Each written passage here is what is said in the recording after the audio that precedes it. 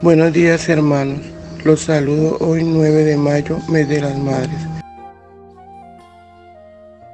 Y llamó a Adán el nombre de su mujer Eva, por cuanto ella era madre de todos los vivientes. Génesis 3:20. Les doy la bienvenida a este tiempo de comunión de los domingos en la mañana, donde tenemos como tema general las 4 mujeres.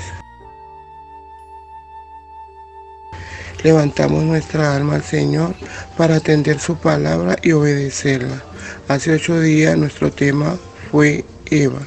Hoy meditaremos juntos en iglesia. Bendiciones.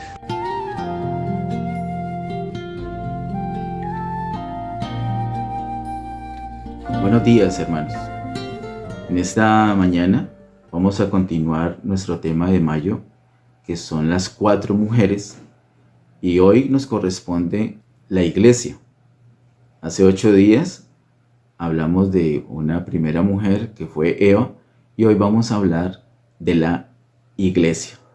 Vamos a orar. Amado Padre, en el nombre de Jesús, gracias te damos por este tiempo que nos das, por esta nueva oportunidad. Nos presentamos delante de ti, Señor, te damos toda gloria, toda honra y todo honor.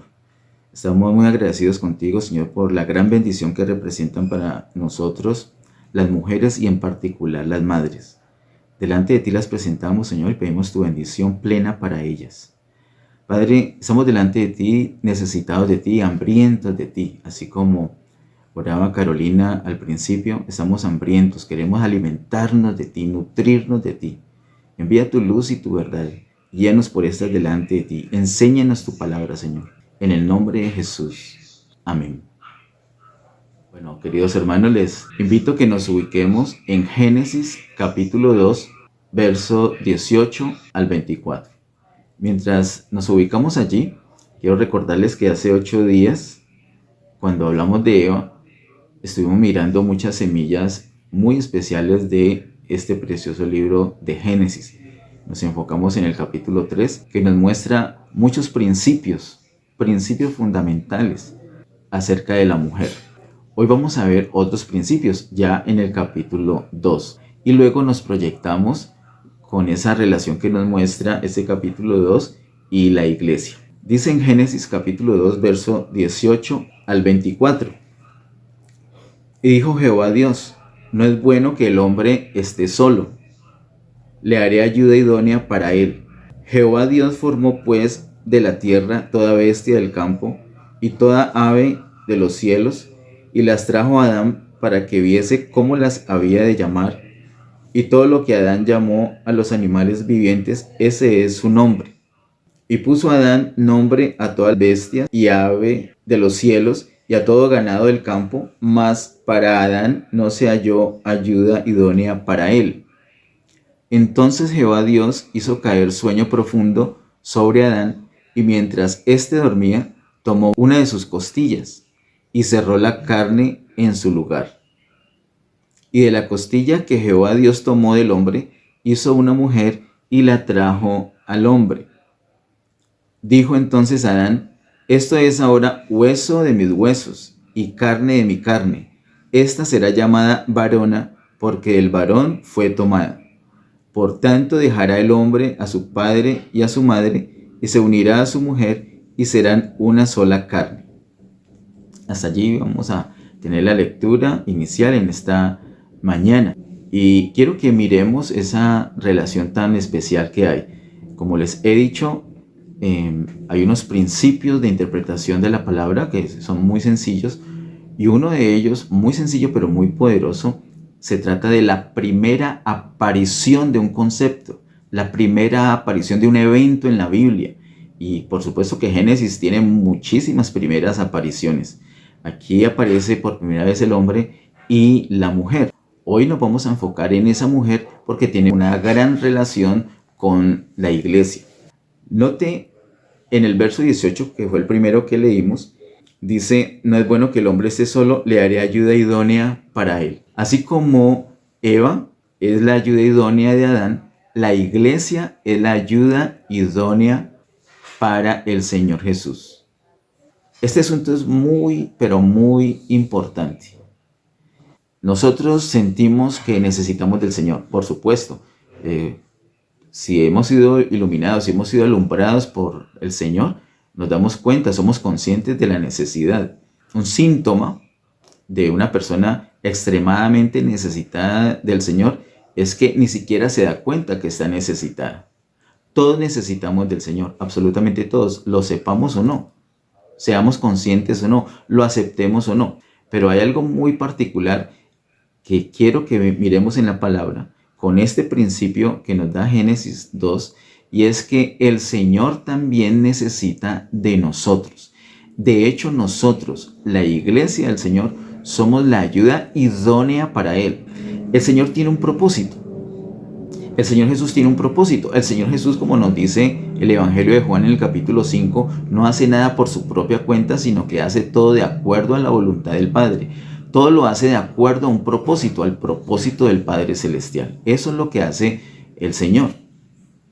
De tal manera que Él trabaja de acuerdo a la voluntad del Padre Celestial. En ese trabajo, en ese propósito, en esa obra, el Señor necesita ayuda. Pero no cualquier ayuda, sino una ayuda idónea. Y la ayuda idónea que tiene el Señor Jesús para hacer la voluntad del Padre Celestial, para adelantar el propósito de Dios, es precisamente la iglesia. Tú y yo como iglesia somos la ayuda idónea del Señor. Mira que hay un relato muy bonito acá en los versos 18 al verso 20, donde Dios le presenta a Adán todas las bestias, todos los animales, y él le va colocando nombre, pero termina diciendo el verso 20, no se halló ayuda idónea para él.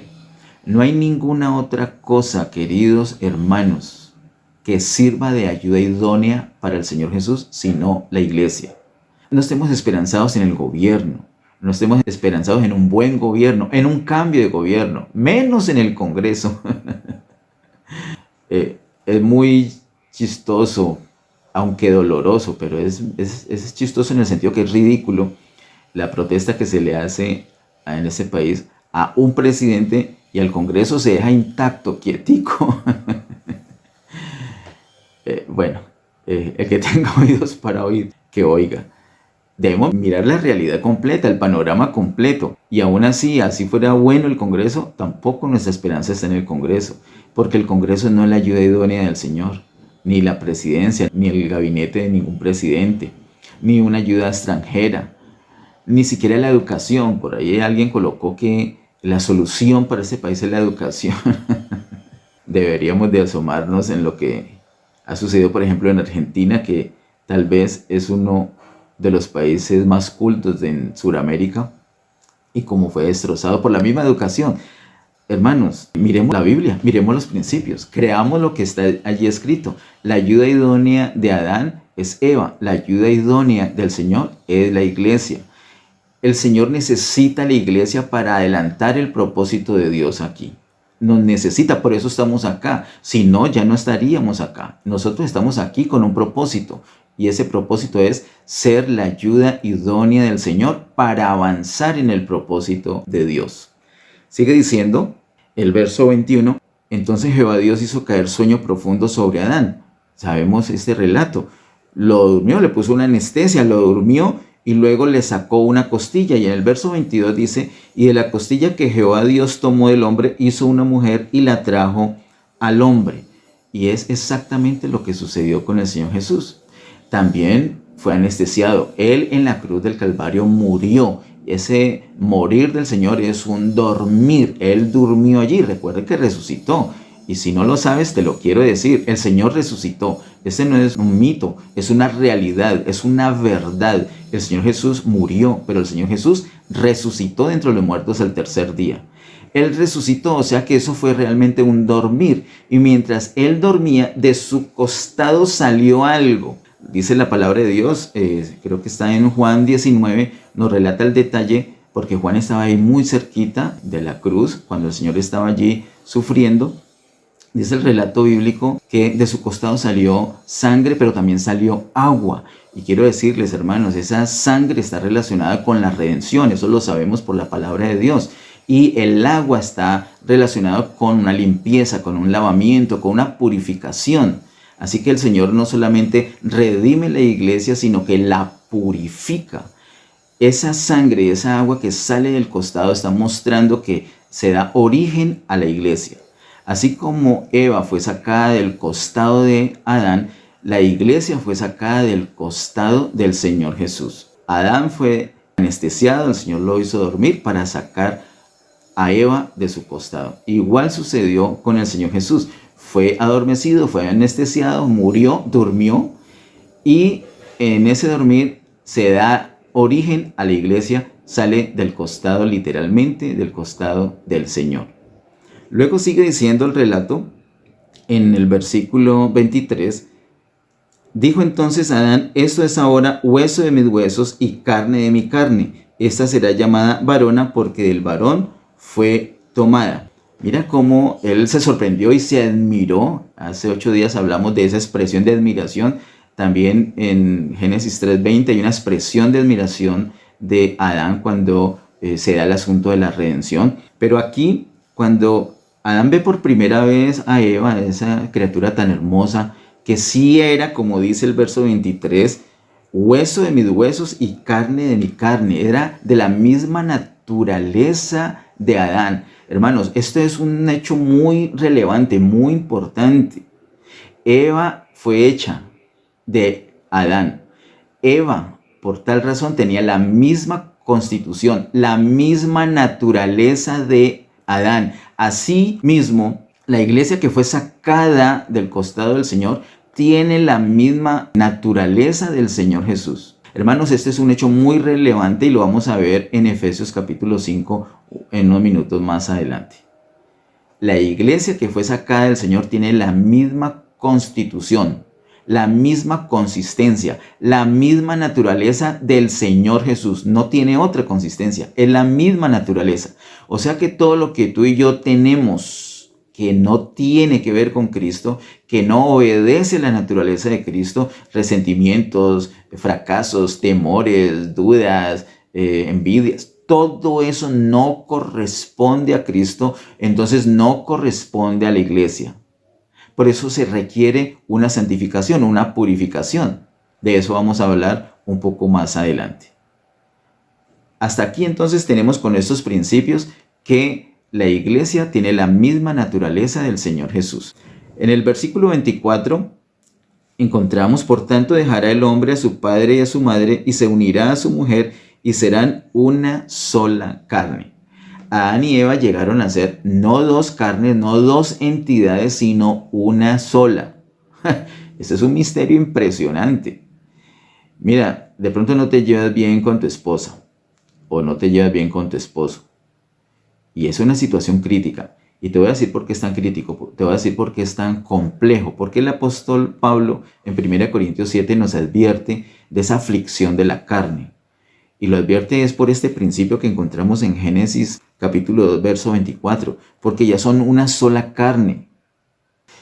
Mira, supongamos que de un momento a otro tu cuerpo empiece a rechazar tu propio hígado. ¿No sería un asunto terrible? O que rechace tus riñones. Entonces tú dices: no hay problema, me está estorbando ese riñón, ese hígado, entonces me lo voy a sacar. Te haces una abertura y con tu propia mano sacas tu hígado, tus riñones, el órgano que estás rechazando. Es una muerte, es un dolor, es un trauma terrible. Toda separación, inclusive las separaciones que están en los mejores términos, son traumas. Son terribles, son dolorosos. Así que necesitamos entender ese asunto. Ya no son dos entidades, es una sola entidad. Ya no son dos carnes, es una sola carne.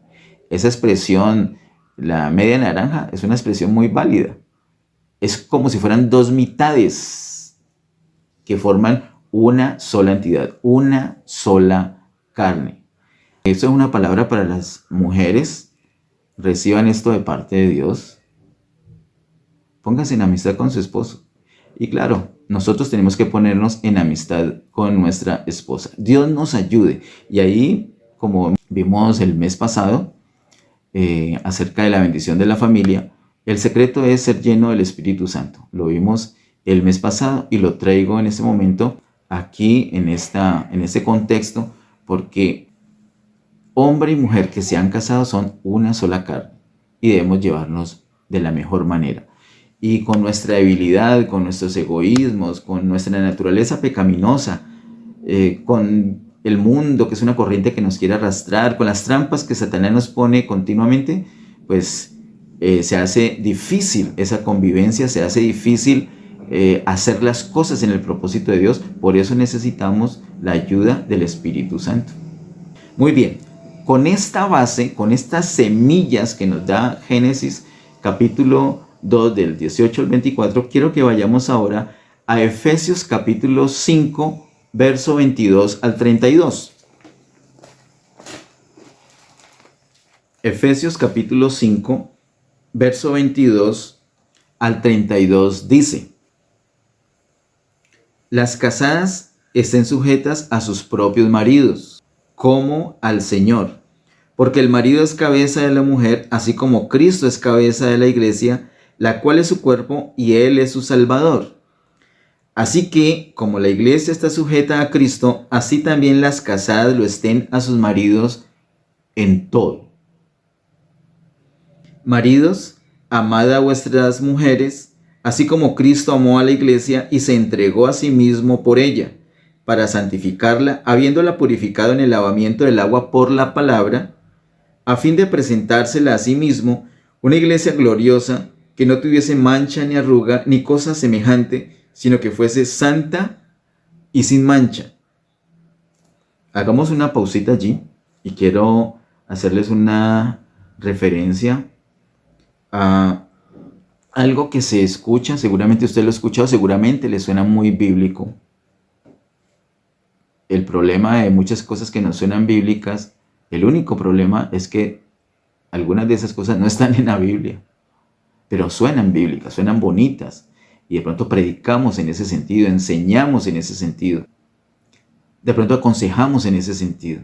¿Qué sentido? ¿De qué les estoy hablando? Por allí vi en internet, y usted lo puede hacer una pruebita ahora que terminemos el tiempo de comunión, de muchas expresiones, muchas imágenes, muchas prédicas diciendo que el Señor Jesús viene por segunda vez y que viene por una iglesia sin mancha y arruga. Otros dicen, esa iglesia sin mancha y sin arruga es la iglesia que el Señor se va a llevar. Y hasta ahora yo creo que usted está diciendo, pues claro, así es. Entonces le hago una pregunta. La iglesia, la parte de la iglesia que tenga mancha y arruga, ¿qué va a suceder? Ah, qué chicharrón para el Señor. ¿Qué va a hacer con esa gente? ¿Qué va a hacer con la iglesia que no ora, que no medita la palabra, que no comparte del Señor, que no ama, que no perdona? ¿Qué va a pasar con esa iglesia que es mundana? Esa iglesia que la pasa escuchando música mundana, películas mundanas, tiene un vocabulario mundano, sigue la corriente del mundo, defiende consignas del mundo. Tristemente, he podido ver personas que se dicen creyentes, que luchan más por consignas mundanas que por los principios de la palabra de Dios. Le ponen más pasión a las cosas mundanas que a la palabra de Dios, que al Señor. Parece que amarán más al mundo que al Señor, pero son creyentes. Y si se les confronta, dicen, no, yo soy creyente, yo amo al Señor y lo amo más que a nadie. Pero pues en la práctica se ven con ciertas cosas distintas a la vida de iglesia que vimos también el mes pasado. ¿Qué va a pasar con esa gente? El Señor se lleva a los que no tienen mancha de arruga y a los demás, ¿qué va a hacer con ellos? La palabra que dice, no, hermanos, el Señor se va a llevar a todos, a toda la iglesia. Lo que dice la Biblia es que es necesario que todos comparezcamos ante el tribunal de Cristo. No es que va a llevar a unos y a otros los va a dejar. ¿Qué va a hacer con ellos? ¿Qué encarte? Usted tiene 3 hijos y 2 son muy buenos y uno es pero malísimo ese hijo. ¿Qué va a hacer con ese hijo? Se encartó, va a dejar de ser su hijo. Es su hijo. Y mucho más para el Señor. Somos sus hijos. El Señor tiene establecido qué hacer. Nos va a llevar a ese tribunal y ahí en el tribunal, en ese juicio, se va a determinar qué va a suceder en el milenio. Si algunos van a reinar y otros van a ser disciplinados, van a ser castigados temporalmente. Eso es lo que dice la palabra. Pero acostumbramos a decir, el Señor viene por una iglesia sin mancha, sin arruga. Entonces los demás se quedan en el limbo tal vez. Entonces vamos a tener que creer en el limbo para poder acomodar ciertas enseñanzas, ciertas doctrinas. Cuando nosotros pensamos que el Señor viene, que el Señor, a la venida del Señor es que importa que estemos sin mancha y arruga, entonces la tendencia es que vamos a vivir descuidadamente. Lo que dice la Biblia es otra cosa y lo vamos a ver más detenidamente en unos segunditos. Sigo leyendo. Versículo 28 dice: así también los maridos deben amar a sus mujeres como a sus mismos cuerpos. El que ama a su mujer, a sí mismo se ama. Porque nadie aborreció jamás su propia carne, sino que la sustenta y la cuida, como también Cristo a la iglesia.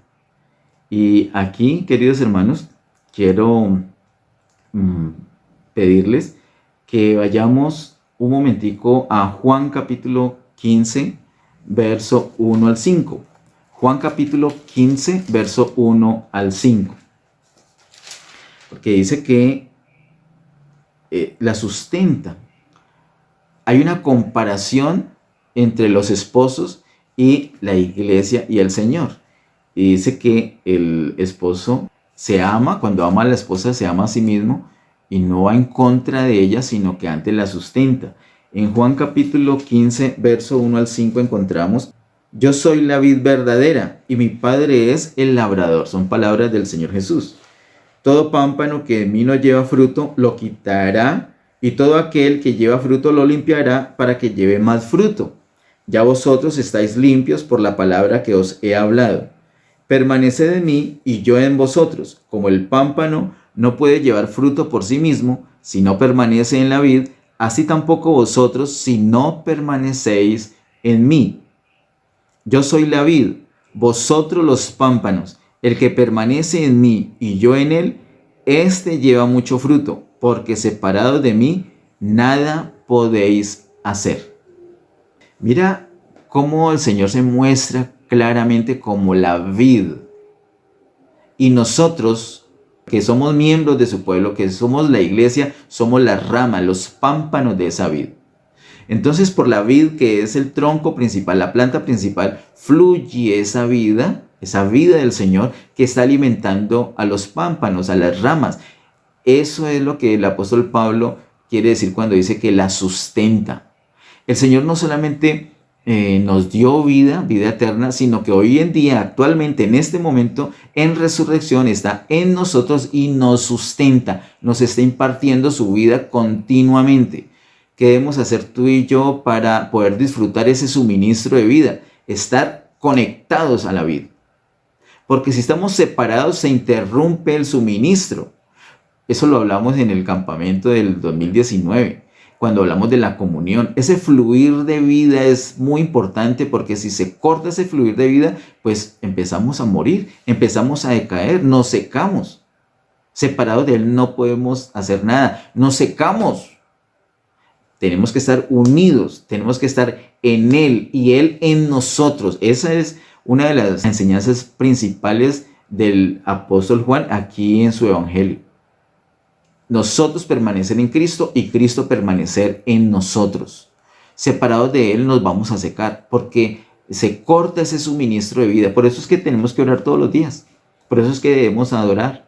Por eso es que debemos meditar la palabra. Por eso es que debemos compartir estos tiempos de comunión, para que haya ese suministro de vida. Es terrible, es muy triste mirar cómo algunas personas no aprovechan estos tiempos de comunión. No los aprovechan. Piensan, no han entendido cuál es la necesidad. De pronto sienten que no hay tal, que no necesitan. Lo cierto es que sin comunión no hay fluir de vida. Y si no hay fluir de vida, nos secamos. Nosotros tenemos que entender que el Señor, así como el esposo cuida a la esposa y la sustenta, así mismo el Señor cuida a la iglesia y la sustenta. Volviendo a Efesios capítulo 5, dice, versículo 29, porque nadie aborreció jamás a su propia carne, sino que la sustenta y la cuida, como también Cristo a la iglesia. Cristo nos sustenta, ya hemos visto cómo, nos imparte su vida.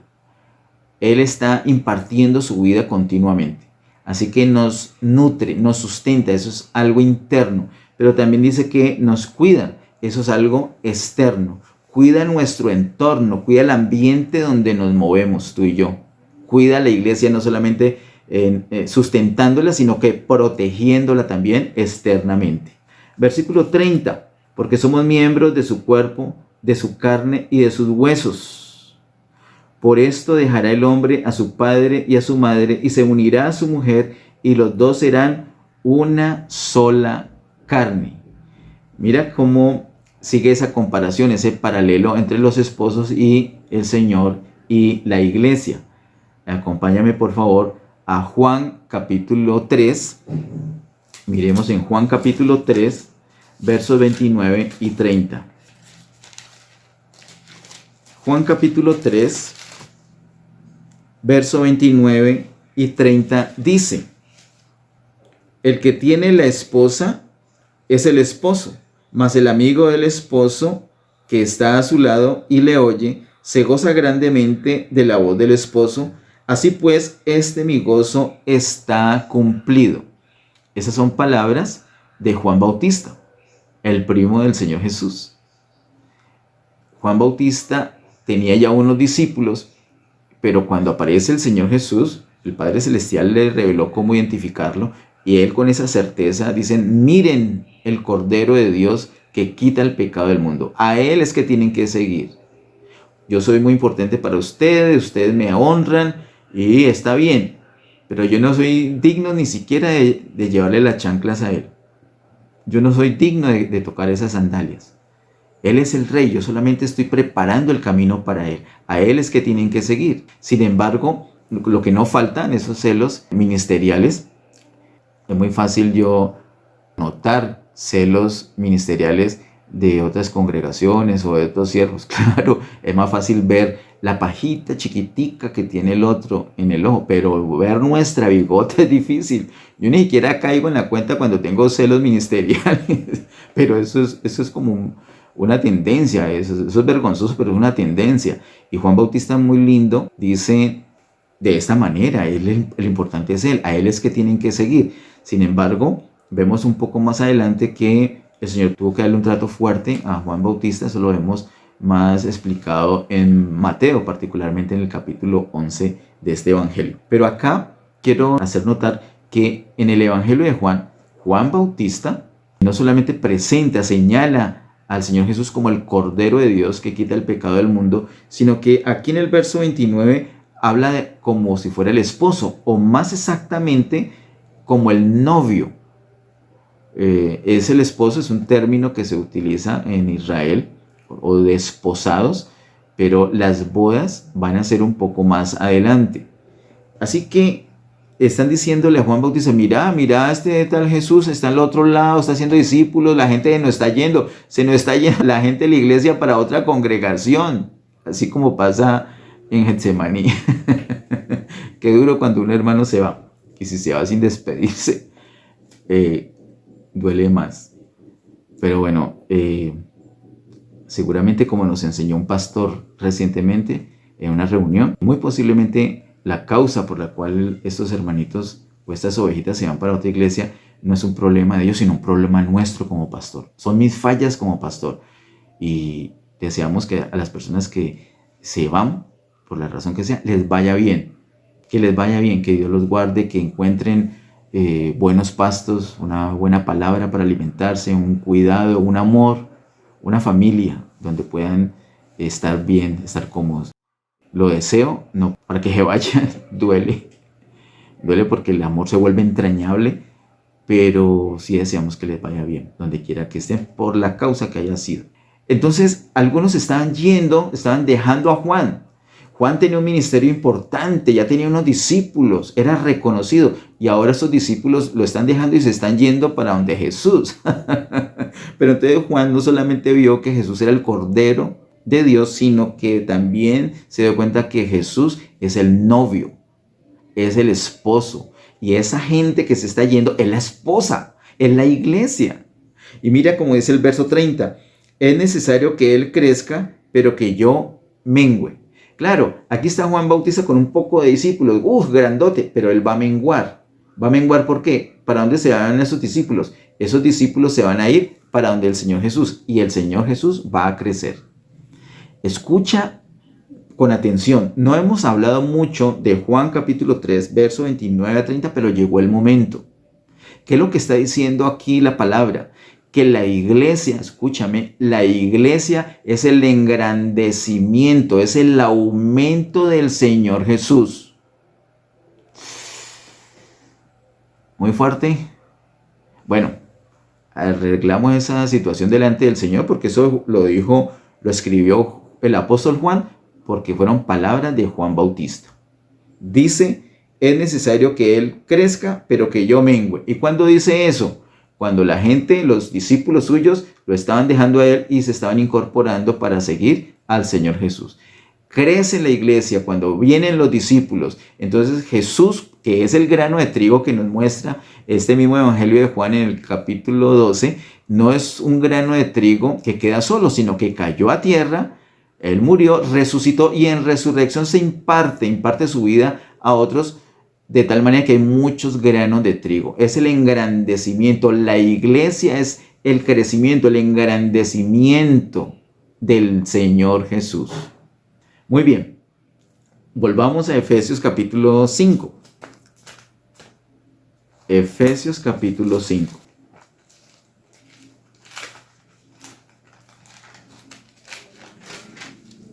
Efesios 5:31 dice, por esto dejará el hombre a su padre y a su madre, y se unirá a su mujer, y los dos serán una sola carne. Y luego agrega, grande es este misterio, mas yo digo esto respecto de Cristo y de la iglesia. Hermanos, qué hermoso esto. Hermoso y crítico. Es algo muy denso lo que encontramos aquí en estos versículos 31 y 32 de Efesios 5. Dice que el hombre dejará a padre y a madre, se unirá a su mujer y los dos serán una sola carne. Mira cómo está basándose, así como estamos haciendo nosotros, es lo natural, apoyándonos en las semillas de Génesis capítulo 2. Cuando ellos se unen son una sola carne, cuando el hombre y la mujer se unen, cuando Adán y Eva se unen, cuando se une el esposo y la mujer, una sola carne, lo habíamos dicho al principio. Ahora aquí dice, el verso 32, grande es este misterio, mas yo digo esto respecto de Cristo y de la iglesia. Ya es un gran misterio que dos personas distintas lleguen a ser una sola carne, una sola entidad. Cada uno es como si fuera media naranja y ahora sí es una naranja cuando están juntos. Por eso es que tenemos que, insisto, tenemos que ganar en comunión.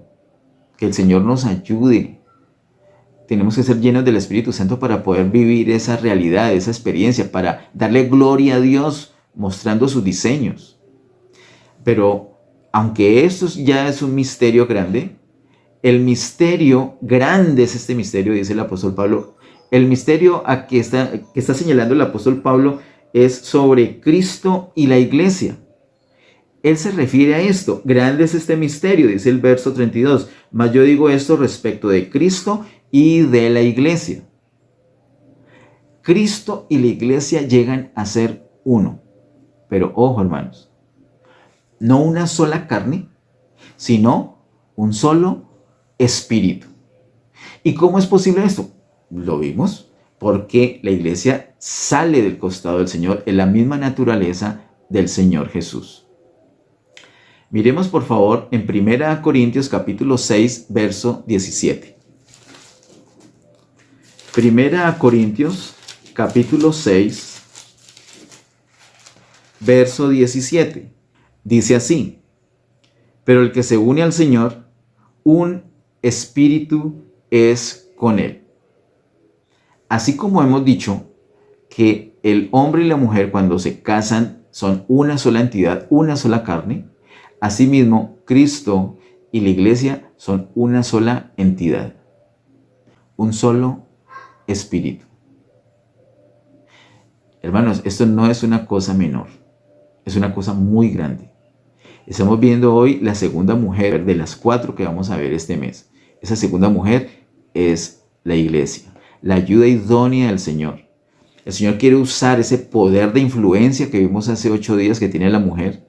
Quiere usar ese poder de influencia de la iglesia como mujer para trastornar el mundo, para sembrar el evangelio en el mundo, para cambiar la situación, para alumbrar, para hacer sal de la tierra. El Señor quiere usar esa influencia de la mujer para adelantar el propósito de Dios, para que toda la gente conozca del Señor, del amor, del poder, del propósito de Dios. ¿Y cómo es posible? Cuando nos unimos al Señor. Entonces somos un solo espíritu con Él. No es que el Señor, la cabeza es una cosa y el cuerpo que la iglesia es otra. No. Imagínate entonces mi cabeza por allá y mi cuerpo, mi cabeza aquí predicando y mi cuerpo por allá haciendo otra cosa, acabando del trasteo que estamos haciendo. No, es una sola cosa. Miren, aquí les está hablando Orlando. Hola, soy Orlando. Aquí no les está hablando la cabeza a Orlando, el cuerpo a Orlando, le está hablando Orlando, una sola cosa, cabeza y cuerpo. Así es el Señor con nosotros. El Señor y la iglesia es un solo espíritu. Por eso es que tú y yo no podemos vivir de cualquier manera, porque somos un solo espíritu con el Señor. Efesios 5 nos muestra la manera como debemos experimentar eso. Lo hemos dicho, lo dijimos mucho el mes anterior, lo he repetido hoy y en ese momento lo vuelvo a decir. Efesios 5, 18 nos muestra que debemos ser llenos del Espíritu Santo. Esa es la clave para poder tener una experiencia de esta verdad. Miremos ahora, por favor, en Colosenses capítulo 1, verso 27. Y allí vamos a detenernos. Colosenses capítulo 1, verso 27, ahí nos vamos a detener ya en nuestro bloque final. Vamos a mirar detenidamente esta palabra. Colosenses capítulo 1, verso 27 dice: a quienes Dios quiso dar a conocer las riquezas de la gloria de este misterio entre los gentiles, que es Cristo en vosotros, la esperanza de gloria. Cristo en nosotros, la esperanza de gloria. Les dije que los versos 25 al 27 de Efesios 5 lo íbamos a dejar para esta parte final. Y tiene que ver con esto. El Señor está pensando, está apuntando para presentarse a sí mismo una iglesia gloriosa. ¿Cómo es posible que la iglesia sea gloriosa si yo tengo tantos resabios? Alguien dijo, ¿quién fue que dijo? Por allí alguien dijo, oye, no, el pastor sí tiene mucho cuento. Sí, total. Tú no te escapas, tú también tienes mucho cuento. Tenemos mucho cuento, tenemos muchas cosas, muchas debilidades. Tenemos muchas flaquezas, mucha carne. A veces nos dejamos gobernar por la carne, nos dejamos arrastrar por el mundo, caemos a veces en las trampas de Satanás. Es una situación terrible. Entonces, ¿cómo vamos a llegar a ser una iglesia gloriosa? La respuesta está: Cristo en nosotros, la esperanza de gloria. La única esperanza de gloria que tenemos no está por allá en los cielos, no está por la izquierda, a la derecha, no está peregrinando a Bogotá como muchos dicen todavía. Por muchos años lo hicieron muy enfáticamente y todavía lo siguen haciendo algunos. Peregrinar a Bogotá porque ya está la gloria. Antes iban a Canadá porque ya estaba la gloria. A Orlando, Florida, porque allá estaba la gloria. A Inglaterra, porque ya estaba la gloria. A China, porque ya estaba la gloria. A Corea, porque ya estaba la gloria. O antes ayer sobre la 34, porque ya estaba la gloria. No. Cristo en nosotros. ¿Quieres ver la gloria? Tienes que mirar a Cristo en ti. Cristo en nosotros es la esperanza de gloria. No hay otra esperanza. No hay otra esperanza. Mira por favor, ahora, 2 Corintios 3:18. Segunda a Corintios capítulo 3, verso 18 dice: por tanto, nosotros todos, mirando a cara descubierta como en un espejo la gloria del Señor, somos transformados de gloria en la misma imagen como por el Espíritu del Señor. Hermanos, aquí está la clave. Aquí Pablo nos da la clave, por favor, enmarquemos 2 Corintios 3:18. ¿Cuál es la manera de llegar a tener la imagen del Señor? De llegar a esa estatura, porque mira que Eva, esa mujer que Dios le presenta a Adán, tenía su misma naturaleza, inclusive casi su misma estatura. Nosotros debemos alcanzar esa estatura del Señor Jesús. Esa es la norma. ¿Cuál es tu norma? El Señor Jesús. ¿Cuál es tu modelo? ¿Cuál es mi modelo? El Señor Jesús. Tenemos que alcanzar esa imagen, esa altura de Él, esa estatura. ¿Cómo es posible? Por una transformación que nos dice el apóstol Pablo aquí en este capítulo 3 de 2 Corintios. Sobre todo los últimos versículos enfatiza eso, esa transformación. Somos transformados nosotros por una acción del Espíritu Santo que está en nosotros. Ahora, la última parte dice, como por el Espíritu del Señor. Y verso 18 dice, por tanto nosotros todos, mirando a cara descubierta como en un espejo la gloria del Señor. Nosotros tenemos que mirar la gloria del Señor, todo ese esplendor del Señor, toda esa magnificencia, ese poder, la gloria del Señor. Hemos hablado en otras ocasiones que la gloria es la manifestación plena del Señor. ¿Y dónde lo vamos a ver? Vamos a mirar a los cielos, vamos a mirar a otro lugar como decía ahorita. No, vamos a mirar en nosotros, porque el Señor está en nosotros, la esperanza de gloria está en nosotros. Entonces nosotros tenemos que mirar en nosotros a cara descubierta la gloria del Señor. Ese cara descubierta está haciendo alusión a esa situación que vivió Moisés cuando iba al Sinaí y hablaba cara a cara con Dios, entonces se exponía a la gloria de Dios y entonces quedaba impregnado de la gloria de Dios, y al descender del monte a hablar con el pueblo lo miraba y no podía resistir la gloria. Es como cuando tú intentas mirar al sol directamente al mediodía, cuando está en su gloria, en su máxima esplendor. Te puedes enceguecer. Como esa luz que dejó ciego a Saulo de Tarso, caminó a Damasco.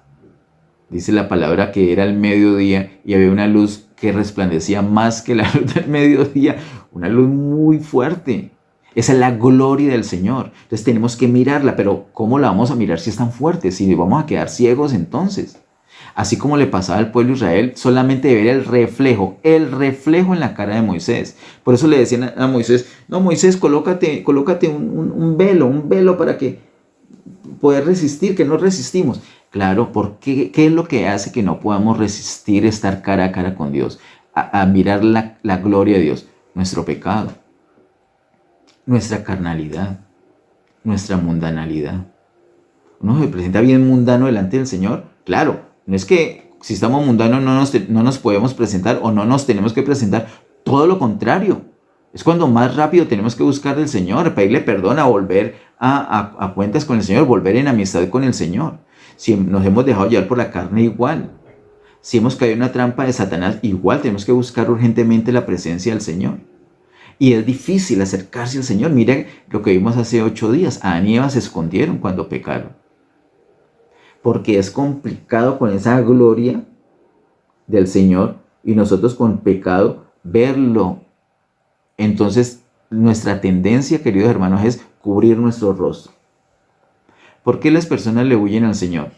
Personas que saben en lo más hondo de su ser que Dios es real, saben que es verdad las cosas del Señor, pero lo niegan y quieren tener una vida aparte de Dios. ¿Por qué? Porque su caminar, se han habituado tanto, están tan formateados a un andar que la gloria de Dios no la resisten. No la resisten, es que es así lo que sucede. Entonces, ¿qué tenemos que hacer? Cubrirnos para poder resistir. Hermanos, es un proceso. Nosotros tenemos un velo que es nuestro corazón, nuestra alma es un velo que nos impide ver la gloria de Dios. A veces nuestra relación con Dios la dejamos a nivel alma y oramos con toda el alma, cantamos con toda el alma, predicamos con toda el alma, pero es que no es con el alma, es con el espíritu. Mira la charla que Jesús tiene con la mujer samaritana, es en espíritu y en verdad que podemos adorar, que debemos adorar. Esos adoradores que adoran así son los que el Padre busca. ¿Y por qué? Porque el Señor es espíritu.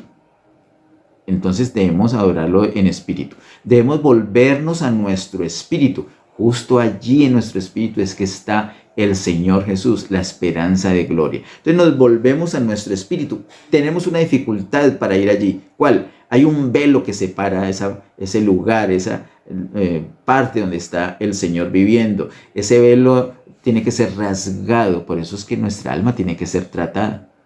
¿Y quién la trata? El Espíritu Santo. Me gusta mucho el tema de los jóvenes de los sábados. Divino trato. Eso es lo que necesitamos, un divino trato para podernos acercar más a Dios. Entonces no es de un momento a otro. No es que tú ya vienes delante de la presencia del Señor y te quedas mirando la gloria de Dios. No es así de una, no es así. Es niveles de gloria en gloria, de gloria en gloria. Hoy, acércate un poquito al Señor, hoy. No que la decisión sea a medias, no. Decídete de una, pero la exposición a la gloria no la vas a aguantar. Entonces, no digas, no, es que yo no puedo. No, uno siente que no puede, uno siente que se va a morir. Pero tenemos que quedarnos allí, a cara descubierta, viendo la gloria de Dios. Es la única manera de ser transformados. Entonces te va a fastidiar tanta gloria. Entonces tú tienes como ese velo así, digamos. Perdone que me esté tapando tanto. Pero es que la gloria hace que uno se tape. Entonces el velo se va rasgando, tu corazón se va rasgando, el Señor te va tratando. Te pasan algunas cosas que te entristecen, que te desgarran el corazón. Y tú eso lo llevas delante del Señor. Entonces el Señor permite que se vaya rasgando. Y mira que cada vez vas a quedar con tu rostro más a cara descubierta, literalmente, para contemplar la gloria de Dios. Y al otro día sigues buscando al Señor y sigues buscando al Señor. Aprovechas los tiempos de comunión, medita la palabra, lo adoras, ayunas. Haces todo lo de una vida de iglesia. Una relación con el Señor, fortaleces esa relación. Y entonces vas siendo transformado de gloria en gloria, de gloria en gloria. Eso es lo que el Señor requiere. Antes de terminar, quiero que volvamos a Efesios capítulo 5. Los versos que les dije que íbamos a ver más despacio, los quiero dejar para ahorita al final, que están entre el verso 25 y el 27. Efesios 5, 25 al 27 dice: maridos, amad a vuestras mujeres, así como Cristo amó a la iglesia y se entregó a sí mismo por ella, para santificarla, habiéndola purificado en el lavamiento del agua por la palabra, a fin de presentársela a sí mismo una iglesia gloriosa, que no tuviese mancha ni arruga ni cosa semejante, sino que fuese santa y sin mancha. Quiero que notemos allí 3 etapas, 3 momentos bien definidos, bien específicos, que el Señor tiene respecto a la iglesia, respecto a su novia, respecto a esa mujer con la que se va a casar, que es la iglesia. Hay 3 momentos bien definidos allí. El verso 25 nos da el primer momento. ¿Qué dice el verso 25? Maridos, amad a vuestras mujeres, así como Cristo amó a la iglesia y se entregó a sí mismo por ella. Ahí nos habla cómo el Señor se entregó, el Señor murió por la iglesia. Esa es la primera manera, la primera forma como Él se relaciona. Eso es lo primero que vemos en esta relación de Cristo con la iglesia. Él murió por nosotros, hermanos. Nosotros tenemos que estar muy agradecidos. Él no hizo cualquier cosa, Él murió por nosotros. Estamos agradecidos con el Señor. Al morir, entonces, da origen a la iglesia. Si no, no estaríamos acá. Eso es lo primero, la muerte del Señor. Por supuesto que para poder morir tuvo que encarnarse. Se encarna, tiene una vida que todo el mundo está chequeando. Eso lo vimos el año pasado detenidamente cuando hablamos de la encarnación de Cristo, y luego muere, como dice el verso 25. Miremos ahora el verso 26. Dice: para santificarla, habiéndola purificado en el lavamiento del agua por la palabra.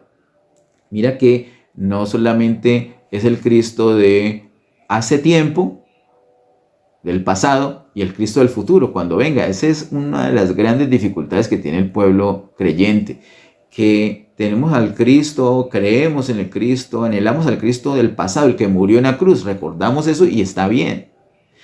Y luego estamos proyectándonos a que algún día volverá, también está bien. El pasado y el futuro, pero ¿qué del presente? ¿Qué del hoy? Porque yo te quiero decir una cosa, el día de ayer fue muy importante y el de mañana tal vez lo sea, pero el día más importante de tu vida y de mi vida es hoy.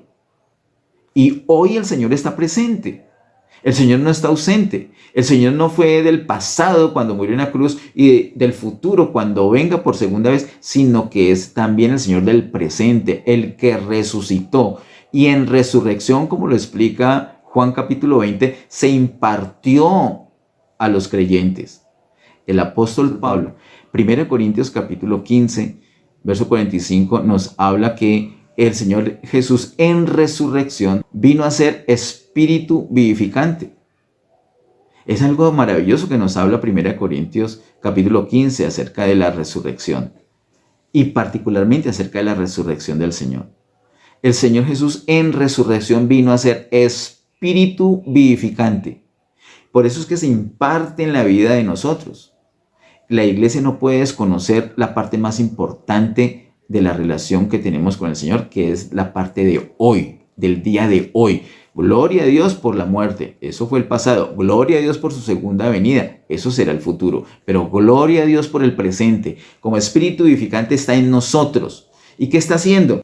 Dice el verso 26, para santificarla, habiéndola purificado en el lavamiento del agua por la palabra. Está en nosotros para santificarnos. Nos santifica, habiéndola purificado por el lavamiento del agua por la palabra. Cuando estamos meditando la palabra de Dios, estamos recibiendo del Señor Jesús. Ese asunto de santificación es recibir más y más de Cristo. Nos llenamos más y más del Señor Jesús. Eso es la santificación. Así que el Señor está vivo hoy. La relación de Cristo con la iglesia es una relación real, latente, viviente. Él es espíritu vivificante que nos está santificando, nos está purificando. Dice el verso 26, en el lavamiento del agua por la palabra. Así es que el Señor hace para que algún día lleguemos a esa estatura, a ser esa iglesia sin mancha y arruga. Y finalmente el verso 27 dice, a fin de presentársela a sí mismo una iglesia gloriosa que no tuviese mancha ni arruga ni cosa semejante, sino que fuese santa y sin mancha. Este sí es el futuro. Tenemos al Cristo que murió en la cruz, el Cristo que resucitó y se impartió en nosotros, pero también el Cristo que volverá como el novio para casarse con nosotros, que somos la novia. Nosotros, la novia, su iglesia. Nosotros tenemos que participar de las bodas del Cordero. De eso hablaremos en su momento. Así que verso 25, 26 y 27 nos muestra esas tres etapas de la relación de Cristo con la iglesia, con su novia, contigo y conmigo, que somos la novia del Señor. Queridos hermanos, si somos la novia del Señor, si vienen las bodas del Cordero, tú y yo no podemos estar de cualquier manera. Una novia no está en vísperas del matrimonio descuidada, se está arreglando las uñitas, se está arreglando también las uñas de los pies, se está arreglando el cabello, se está arreglando todo, está poniéndose bien bonita porque tenemos un novio hermoso. La iglesia del Señor, la novia del Señor, no puede andar hoy día de cualquier manera. Y el Señor ya ha hecho todo lo que tiene que hacer. Colaboremos. Nosotros debemos buscarlo día a día, quedarnos fijamente mirando a cara descubierta la gloria del Señor, ese Señor que está en nosotros. Así vamos a transformarnos y ser esa iglesia que un día el Señor se va a presentar y se va a casar con ella. Estamos comprometidos con el Señor, estamos desposados con Cristo y pronto serán las bodas. Te animo a que te prepares. Esta segunda mujer se trata de la iglesia. Padre, en el nombre de Jesús, gracias te damos por este tiempo. Te alabamos y te bendecimos. Pedimos, Señor, que esta palabra nos ayude, nos alimente, que nos impartas tu vida por medio de esta palabra. Gracias, Señor, por todas las cosas. Te bendecimos, te exaltamos. Señor, pedimos que nos ayudes a mejorar, a crecer en esa relación contigo, a ser transformados de gloria en gloria, para llegar a ser lo que tú has deseado, Señor. Queremos ser esa novia hermosa con la que te vas a casar. Gracias, Señor, por dispensarnos todo lo que necesitamos. Pido tu bendición para cada persona que atendió esta palabra. Ayúdenos, Señor, a ponerla en práctica con perseverancia. En el nombre de Jesús. Amén.